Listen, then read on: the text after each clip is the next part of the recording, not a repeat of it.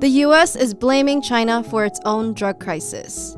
What's really going on? This week, the US government sanctioned 17 Chinese and Mexican companies and individuals, accusing them of selling drug manufacturing equipment used to make fentanyl. Fentanyl is a synthetic opioid commonly found in prescription painkillers, typically used after surgeries. It is 100 times more potent than morphine and 50 times more potent than heroin. Illegally manufactured fentanyl accounts for 2/3 of the 100,000 overdose deaths in the US every year. Many US politicians in areas hit hardest by the opioid crisis blame China and Mexico for the influx of fentanyl, even suggesting drone strikes and carpet bombs over Mexico to target drug labs. The latest sanctions punish Chinese businesses that sell pill press machines, which are later used by drug cartels to falsely mark pills containing fentanyl. But pill presses, just like syringes or chemicals, have legitimate pharmaceutical uses. China says those who are misusing equipment should be held accountable, not the businesses that sell them.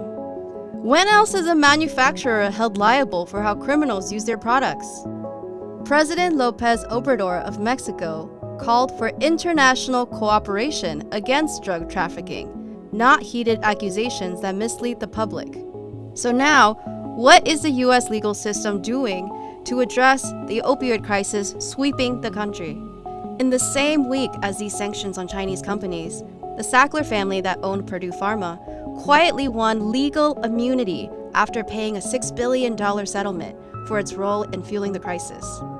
Big pharma companies like Purdue have aggressively marketed opioids as prescription drugs since the 90s, with false advertising that they weren't addictive. The Sacklers never faced criminal charges. So while US politicians are trying to scapegoat China and Mexico for the opioid crisis, they are still cozying up to the corporations who got America hooked on opioids. The demonization of China is a deliberate distraction and allows the politicians to do nothing real while avoiding the real question. Why are so many people addicted to opioids to begin with?